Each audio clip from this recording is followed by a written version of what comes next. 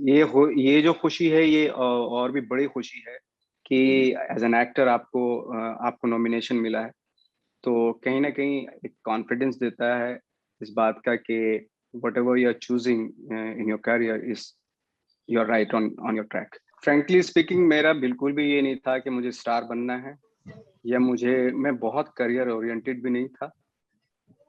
मेरा बस एक मन था कि मैं छोटे-मोटे कैरेक्टर करता रहूँ और अपनी ज़िंदगी मेरी सर्वाइवल के लिए मुझे थोड़ा बहुत पैसा मिलता रहे, बस ज़्यादा नहीं, पैसों की भी डिमांड ज़्यादा नहीं थी मेरी, कि मुझे एक सीन भी मिलेगा वो भी ऑनेस्टी के साथ में करके आऊँगा, ट्रुथफुली करके आऊँगा। Hello, welcome to the Quint, Nawaz sir, and congratulations on your nomination. Thank you very So much. tell me कि आपका जब when you found out about your nomination तो आपका reaction क्या था and that it was for Serious Man तो तब आपका reaction क्या था? ऑफ कोर्स बहुत ही खुश हुआ था मैं तो ख़ैर, और एक तरह से कॉन्फिडेंस भी आया था। और अपने पे थोड़ा एक कॉन्फिडेंस आया था कि हाँ, मैं जो काम कर रहा हूँ वो वो किसी रेट रेस में नहीं है और मैं अपनी चॉइस का काम कर रहा हूँ, इस बात का कॉन्फिडेंस आया था मुझे और अच्छा भी लगा था कि हाँ, जो मैं चॉइस कर रहा हूँ, वो करेक्ट है और वैसे ही करते जाना है।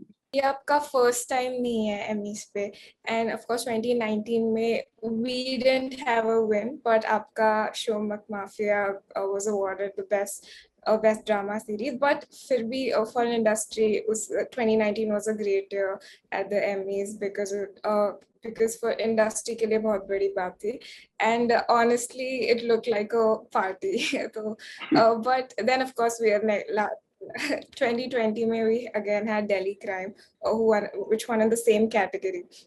So what's the whole experience at the Emmys like? And आप इस साल what are you looking forward to? पहले तो ऑफ हमारा सेक्रेड गेम नॉमिनेट हुआ था, तो एमी का माहौल मैंने देखा है, जो एटमॉस्फेयर था बहुत ही ब्यूटीफुली डिजाइन किया हुआ था, बहुत ही क्रिएटिव लोग आए हुए थे वहाँ पे सारे, तो बड़ा एंजॉय किया था हम लोगों ने सबने। और बट द थिंग इज के नॉमिनेशन ही होना अपना सेक्रेड गेम का बहुत बड़ी बात थी। और चूंकि ऑफ कोर्स वो बहुत पॉपुलर सीरीज थी Sacred Games, but at the same time McMafia को मिला तो मैं स्टेज पे था, ट्रॉफी भी ली थी हमने उसकी। बट ये जो खुशी है ये और भी बड़ी खुशी है कि एज एन एक्टर आपको नॉमिनेशन मिला है। तो कहीं ना कहीं एक कॉन्फिडेंस देता है इस बात का कि whatever you are choosing in your career is you are right on your track. तो इस बात की खुशी होती है एंड थैंक्स टू नेटफ्लिक्स के, जिसने हम जैसे टैलेंट को एक ग्लोबल प्लेटफॉर्म दिया, रिकॉग्निशन दे रहा है। फिल्म की बात करें तो serious man is talking about lot of things वो कमेंट्री कर रहे हैं कास्ट पे क्लास पे दस एजुकेशन पैटर्नल लव और वो जो एक जनरेशनल एंग्स्ट होता है ऑप्रेस्ड ग्रुप्स में तो your choices sir have always been very different और बहुत कॉम्प्लिकेटेड कैरेक्टर्स रहे तो लेकिन given the current socio-political environment of the country क्या वो किसी भी वे में इन्फ्लुएंस करता है आपके चॉइसेस को और डज इट किसी हद तक does it make it difficult for an artist to practise their art? Of course, चूंकि क्या है कि हम अगर पॉलिटिक्स की बात ना करें, लेकिन हमारे सोशली अगर मैं बात करूं, सोसाइटी, हमारी सोसाइटी में बहुत इस तरह की चीजें होती हैं। हम पॉलिटिक्स से पहले अपने सोसाइटी को देखना हमारा बहुत जरूरी है, क्योंकि हमारे ब्लड में है या दादा परदादा से आई हुई चीजें हैं। ये इस तरह के जो डिफरेंसेस हमारे अंदर हैं, ये सोसाइटी नहीं दिए हैं, कोई पॉलिटिशियन नहीं दिए हैं, पॉलिटिक्स नहीं दिए हैं। पहले तो हम अपने आप को चेक करें, उसके बाद पॉलिटिक्स की बात करें। तो खुद ही आप में और हम में हैं ये चीजें, जो सीरियस मैंने दिखाया है। आज भी अगर आप चाहे, जैसे आप अपनी मर्जी की शादी करना चाहें तो प्रेशर, सोसाइटी के प्रेशर की वजह से आप नहीं कर पाते, या कोई भी चीज है, या एडमिशन हो या स्कूल में, तो इन सब चीजों का ध्यान जरूर रखा जाता है कि भाई ये कौन है, क्या है, कौन सी जाति से है, कौन सी कास्ट से है। इस इन सब चीजों का वो रखा जाता है। तो वो तो हमारी सोसाइटी में वो थोड़े ना कोई पॉलिटिशियन और पॉलिटिक्स आपको उसको पकड़ के दे रहा है। ये तो हमारे अंदर, आपके और मेरे अंदर है, तो फिर किसको क्या दोष है? तो चूंकि इतना लोकल टॉपिक है ये, इसलिए वो ग्लोबल भी हुआ। तो मैं खैर एज एन एक्टर मैंने जो चॉइस किया वही किया। तो मेरे मुझे तो किसी चीज का इस पर प्रेशर कभी फील नहीं हुआ कि भाई मैं मुझे अगर लगेगा कि हाँ ये फिल्म, ये स्टोरी, ये कैरेक्टर और मेरे डायरेक्टर ये करेक्ट हैं, तो डेफिनेटली मैं वो फिल्म करूंगा। एज एन एक्टर मेरा सोचना बहुत जरूरी है, एज एन एक्टर मुझे क्लिक कर रहा है कि नहीं, मुझे ड्राइव कर रहा है कि नहीं। मैंने पढ़ा था कि आपको शत्रुघ्न सिन्हा ने इंस्पायर किया था एक्टर बनने के लिए। It's a very funny story, but when was that moment जब आपको रियलाइज हुआ कि एक्टर ही बनना है, and how did start?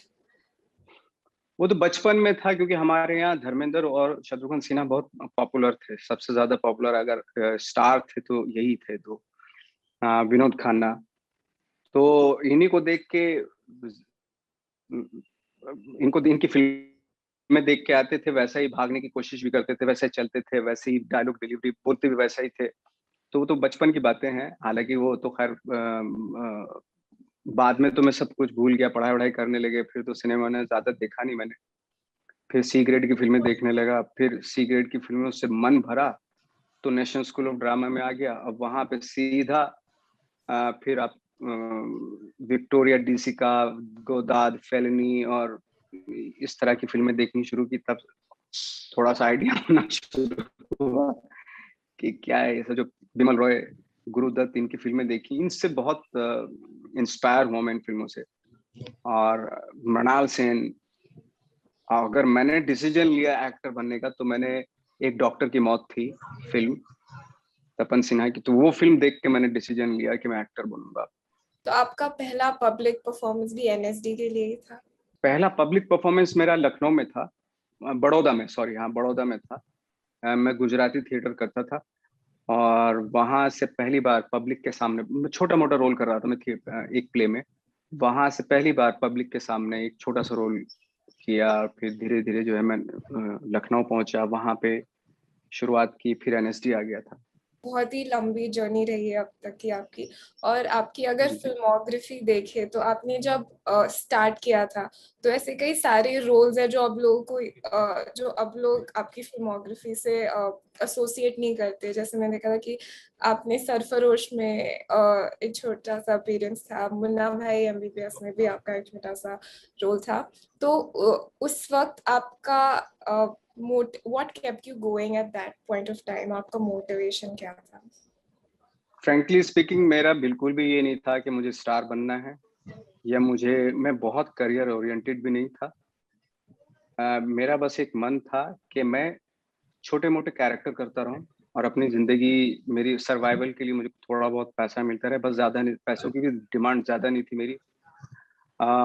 Mumbai आया था कि स्टार बन के दिखाऊंगा या बनूंगा, ऐसा मेरे बिल्कुल भी दिमाग में था। बट ये था कि मुझे एक सीन भी मिलेगा वो भी ऑनेस्टी के साथ में करके आऊंगा, ट्रुथफुली करके आऊंगा। जो भी मैं करूं वो बहुत ही ट्रुथफुल होना चाहिए, ऑनेस्टी के साथ होना चाहिए, ये मेरे दिमाग में रहता था। मेरे कोई बड़े बड़े ख्वाब नहीं थे, ये था मेरा। हाँ, तो सर जैसे आपने बोला कि जब आप पहले मुंबई में आए थे, आपका ऐसा you didn't have like a big Bollywood dream, बड़ा कोई स्टार बनने का। तो लेकिन अभी जो इतनी आपकी जो लंबी जर्नी रही है, and now your achievements have become the achievements of the Indian film industry with all the international acclaim also. तो आप क्या इम्पोर्टेंस प्लेस करते हैं अभी for achievements and recognition of this kind? आपके लिए कितना इम्पोर्टेंट है? अचीवमेंट ये एक जर्नी है, और अपने आप को थोड़ा सा अगर हम लोग खुला रखें तो अचीवमेंट, मैं ये सोच के देखूं कि भाई ये अचीवमेंट है, तो देन मेरी ग्रोथ रुक जाएगी और लिमिटेशंस आ जाएंगी। मेरा काम है करते जाना, अच्छा काम जो भी मिलता है मुझे काम, अपनी पूरी अकल के साथ, पूरी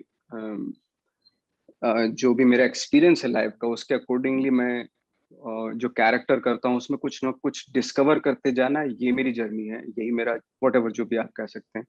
हाँ, रिकग्निशन जब आपको मिलता है, या इस तरह का जो नॉमिनेशन होता है, वर्ल्ड वाइड जो नॉमिनेशन मिलता है, तो उससे एक आपकी चॉइसेस पे, आपके थॉट पे, या आपको एक वो बल मिलता है कि हाँ, जो आप सोच रहे थे वो करेक्ट है और आप you are going on a right track.